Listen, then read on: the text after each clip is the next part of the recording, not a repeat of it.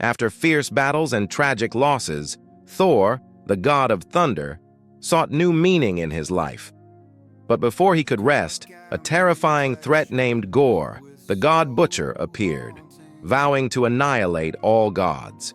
This time, Thor was not alone. He fought alongside the powerful Valkyrie, the humorous Korg, and surprisingly, the return of Jane Foster, his ex-lover, now transformed into mighty Thor with powers equal to his own.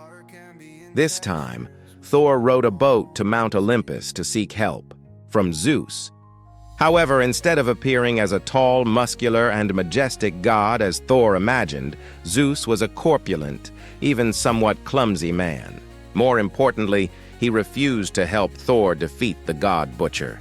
Not only that, Zeus tied Thor down in the grand hall and suddenly stripped him naked. The sight sent the witnessing goddesses into a frenzy, their minds spinning, some almost fainting, at the sight of Thor's colossal, chiseled body.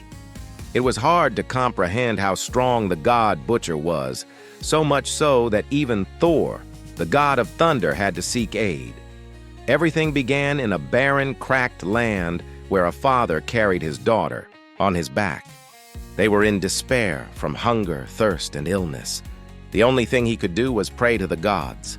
The parent wished for nothing more than for his daughter's life to be extended. However, his plea was not granted, and the little girl breathed her last.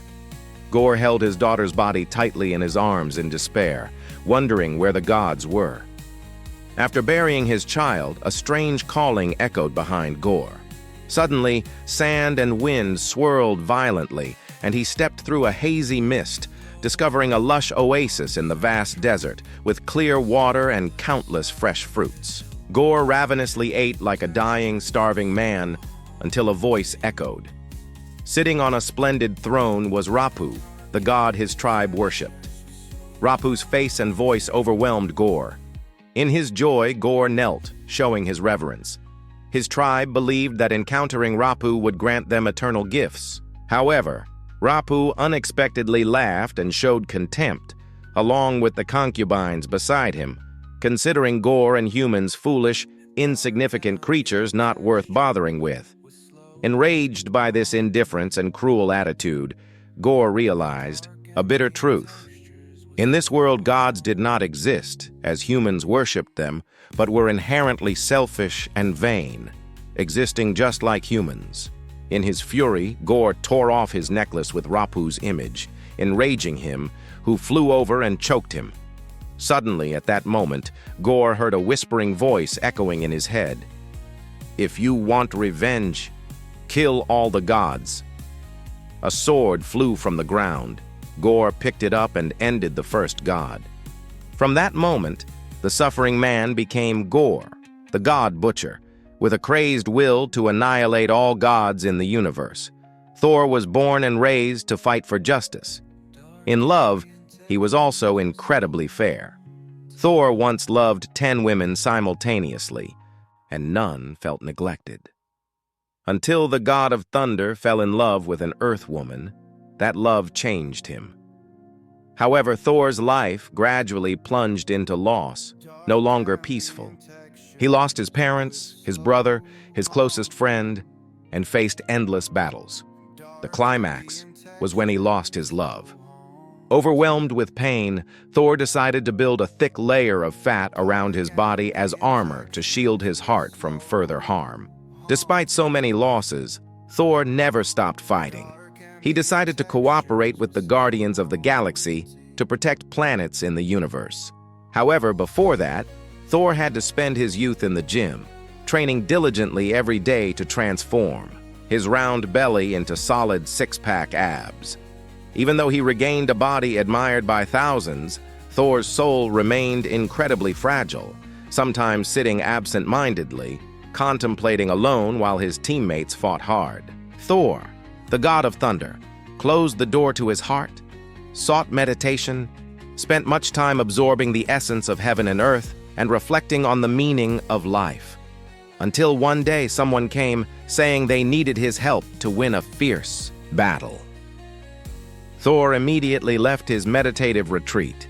He appeared in the middle of the battle with the demeanor of a sage, spouting philosophy that this place was perfect for quiet meditation. Everyone told him to at least win the battle before thinking about meditating. At this moment, the king of the planet came to plead for Thor's help because their guardian god had just been killed and the enemy was fiercely invading.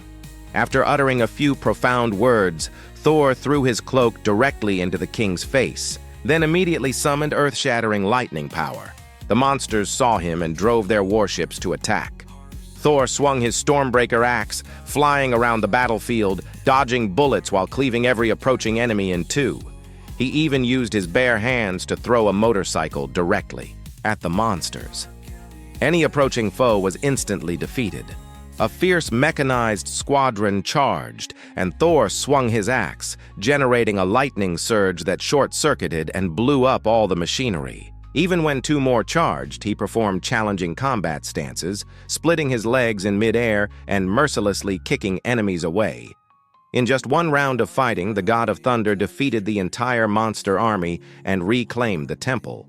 When Thor finished, everyone cheered and celebrated, but he admitted it was thanks to his teammates' help. Fortunately, there were no casualties. However, the sacred temple also collapsed.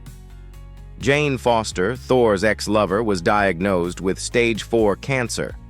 Despite support from the research professor, her condition remained hopeless. In her most desperate moment, Jane unexpectedly felt a power calling to her. Reviewing old books, she saw an image of Mjolnir. Remembering Asgard, Jane immediately sought out New Asgard, now ruled by Valkyrie. Here, the residents mainly lived by staging plays reenacting the Ragnarok of Asgard, making audiences cry their eyes out. With children, unlike anyone else, Valkyrie shared with everyone the shattered Mjolnir, now placed in a glass case as an exhibit. But as everyone left, and only Jane remained nearby, the fragments of Mjolnir suddenly vibrated and flew up, creating a strange connection between the hammer and Jane Foster. Meanwhile, the king, wanting to repay Thor, gifted him a pair of giant goats. However, these two goats constantly screamed, emitting piercing noises. Suddenly, a distress call arrived, informing them that the god Butcher had appeared and was approaching, and notably, it included Sif, Thor's childhood friend. Immediately, Thor decided to bid farewell to the Guardians of the Galaxy to embark on a rescue mission. Right after seeing his teammates off, Thor summoned Stormbreaker and almost broke his rock friend's neck. The goats, experiencing space travel for the first time, shrieked as if being slaughtered. Very quickly, the group teleported to a planet, covered in ice and snow.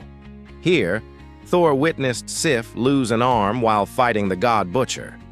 Sif warned him that a being named Gorr, the god Butcher, had recently appeared, hunting and killing gods. If he wasn't eliminated in time, Asgard would also face the same fate of destruction. That night in New Asgard, while everyone slept, Gorr unexpectedly appeared. He swung his sword to the ground, immediately unleashing a swirling black smoke that summoned countless terrifying dark monsters into the city. Just in the nick of time, a ray of light shone from the sky. Valkyrie appeared on her winged horse. Alongside her was Thor. They immediately charged into battle, slaying 7 monsters. During the fight, Thor suddenly saw a familiar light, something with a familiar aura, that made his heart stir. He searched intently because he felt it was Mjolnir, his old hammer. Thor was overjoyed and immediately summoned it. As predicted, Mjolnir unexpectedly flew back to its new owner, Jane Foster, now Mighty Thor. Both fought side by side, using Mjolnir to split into many fragments, destroying countless monsters before returning to her hand. Thor couldn't stand seeing someone impersonating him, so he donned his armor, preparing for battle. But immediately after, Jane removed her mask, revealing her true identity as Thor's former lover. And from here, the legendary love story of the god couple was remembered once again. They once had an incredibly joyful time. They dated and joked like any other couple. Thor even asked Mjolnir to protect her, which is why Mjolnir now replaced his position. The two later broke up with regret because Thor was then busy with his responsibility to protect Asgard and bear the burden of worldly affairs. Jane left a letter and disappeared, ending their regretful love. Meeting again under these circumstances, Thor's heart suddenly tightened. Suddenly, he saw a white-robed figure appear. Thor killed all the subordinates in front to reach him. Gorr, unexpectedly, appeared behind, attacking him. He easily dealt Thor a slash that sent him flying several meters. Thor stood up, counterattacked with an axe, but was then pinned against a wall by Gorr. He raised his sword, intending to deliver the final blow. Thor saw the god-killing sword and was a bit wary. Just as Gorr was about to seize Thor's axe, he was choked and thrown away by Thor. Seeing the situation was a bit tense, Gorr disappeared. But that was just a trick. Gorr had kidnapped all the children in New Asgard. Thor and Jane pursued, but once again, he disappeared into thin air. Afterward, Thor and Jane returned to reminisce about old times. The next morning, the people of Asgard gathered at the authorities, seeking help. Thor watched Jane confidently hold his old Mjolnir in her hand. He tried to summon Mjolnir, but it remained with Jane. Meanwhile, the Stormbreaker axe slowly appeared. The people inside were in chaos, worried about their children, and started arguing. Thor stepped out to calm them, assuring them that the children would be rescued. To prove it, he swung the Stormbreaker axe, piercing the ceiling. Everyone was initially quite hopeful, until they looked out the window and saw their god tumbling outside, also damaging public property. Valkyrie chased everyone out to hold an internal meeting. In the meeting, an image of a boy appeared. It was Axel, the son of the gatekeeper god Heimdall. The boy possessed special abilities from his father but didn't know how to use them yet. Thor immediately instructed him to extend his hand and concentrate his power to transmit information. Thanks to this, Thor immediately appeared before the children, but only as an illusion. Instead of encouraging the children, Thor told them a harsh truth. Because they were Asgardians, even if they died, they would go to Valhalla. This made all the children clamor. After observing for a while, Thor discovered that the children were imprisoned in a dark world where Gorr's power was strongest. To be more certain, Thor decided that they needed to form an army. Therefore, all four went to Olympus to seek help from the most powerful gods in the universe. Thor summoned his axe to open the Bifrost, but no one dared to trust and accompany him. So they chose to travel with the scientists, using a ship tied to two giant goats to pull it, and using Stormbreaker as a power source. When they set foot on Mount Olympus, the abode of the gods, they were stunned by the magnificent and opulent, scene with gold and silver sparkling everywhere. Meanwhile, in the dark world, Gorr was recounting Thor's glorious deeds to his minions. Gorr suddenly appeared, easily twisting a monster's head to intimidate the children, making them panic. Since they didn't have party invitations, Valkyrie stole the clothes of the emotion gods to disguise themselves. Here, there were many gods, but the most prominent was an incredibly cute dumpling god. When they entered, Thor was extremely excited because Zeus was his idol. He even constantly told Jane about the myths of Zeus. In the meantime, a large cloud appeared. A brilliant golden light shone down, and Zeus slowly emerged on his throne with a lightning bolt in his hand. Beside him was an array of beautiful women. Initially, Thor was incredibly thrilled, but then he discovered that this serious meeting was actually just to discuss where the gods should party this year, which disappointed the entire group.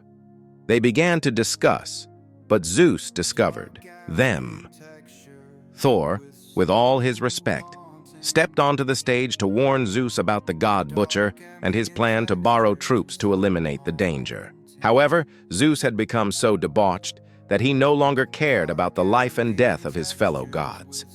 He even tied Thor's hands and tore his clothes, making Zeus's entire harem marvel at his strong physique. Zeus recognized him as the god of thunder and mocked him, saying that Thor was only the god of thunder and thunder was merely the echo of lightning. Not stopping there, Zeus stepped closer to Thor and whispered that Gorr had the god-killing sword in his hand, so Thor could never win. It was best to stay here and enjoy themselves together to be safe. He even threw Thor a covering cloth. Thor, out of options, asked to borrow a weapon. Zeus summoned his lightning bolt, but refused to lend it. Not only did he not help, but he also wanted to kill the entire group to silence them. Immediately, Jane threw Mjolnir, killing one enemy. Valkyrie and Korg immediately charged into battle. On average, each easily defeated 10 enemies. Zeus angrily summoned a lightning bolt, killing Korg, who disintegrated into pieces.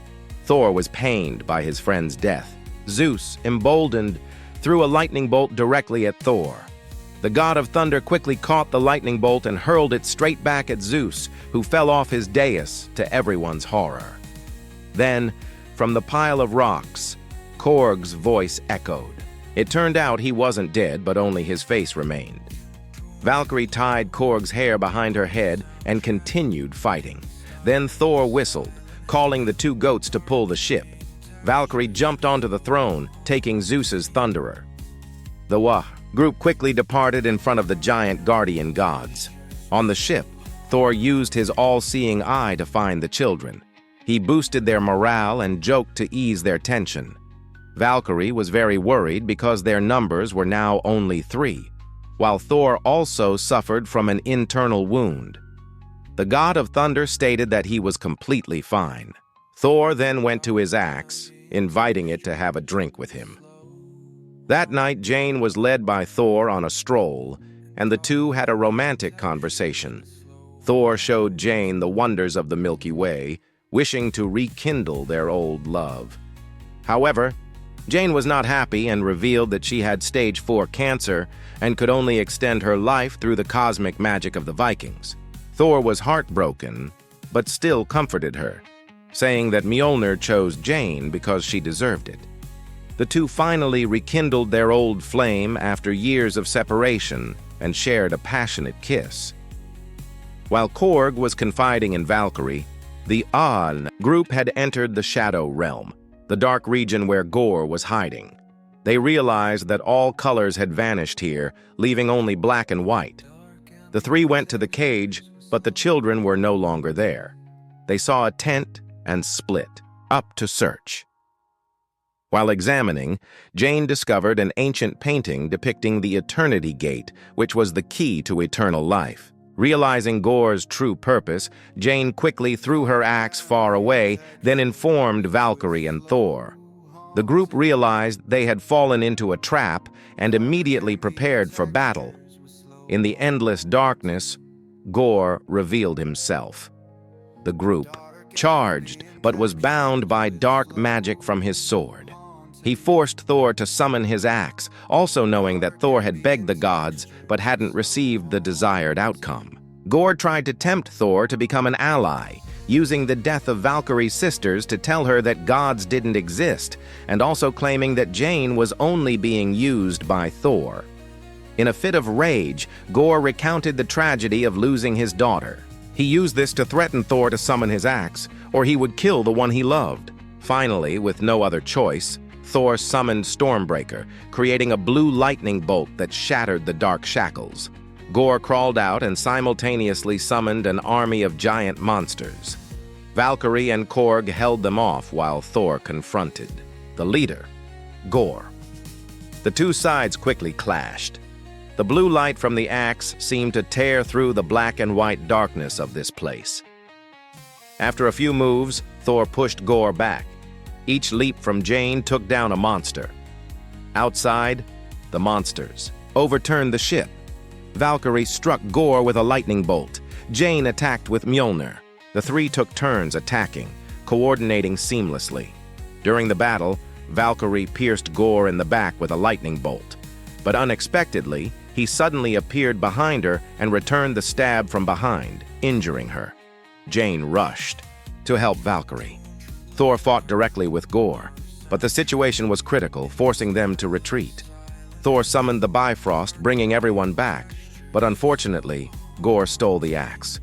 As soon as she left Mjolnir, Jane collapsed as her cancer worsened.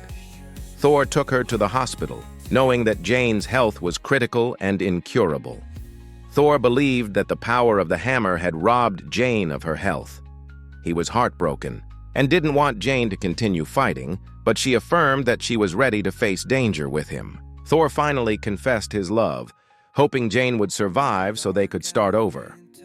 That confession moved Jane, and he convinced Dr. Jane. Then Valkyrie gave Jane's lightning bolt to Thor. He used it to return to the dark world. Currently, the children are witnessing rocks and stones forming a palace everywhere, and the children are held captive by Gorr in that palace made of darkness. Gorr uses darkness to hold the axe on the stone floor. Stormbreaker emits a dazzling light that makes the ground shake violently. At that moment, a giant rock unexpectedly falls where the children are hiding. But fortunately, Thor manages to catch it in time. He shields all the children behind him. At this point, Gorr once again begins to summon monsters. Even though he is a powerful god, he cannot fight fiercely and protect dozens of children alone, so he teaches them how to defend themselves. He tells the children to quickly find anything they can use as a weapon, line up, and raise their chosen weapons. Thor, the god of thunder, begins to temporarily transfer some of his power to all of them. The entire team rushes forward, fighting fiercely with the monsters. Among them, the most talented is the boy Axel. He has defeated many enemies. Even a little girl in a pink dress can swing a weapon and cleave a monster in half as if playing with toys. On this side, Thor has also plunged into fierce combat. Meanwhile, in the hospital, Jane Foster constantly dreams of their fierce battle. Jane decides to take Mjolnir and enter the battle. The two once again join forces to attack Gorr. However, Thor cannot be happy because Jane continuing to fight means her cancer will become more severe, even life-threatening. Despite this, they accept to put everything aside. Jane and Thor unite against Gorr. Pressed by this couple, Gorr also gradually runs out of strength. The god of thunder stops the axe from opening the gate to eternity, but it is fixed by darkness, and he is thrown back. Thor uses Zeus's lightning to break the pedestal. Beside him, Jane and Gorr, the god butcher, are fighting equally matched. Thor neutralizes the gate. He quickly throws Stormbreaker to Axel, and the boy uses it to open the Bifrost, bringing the children safely home.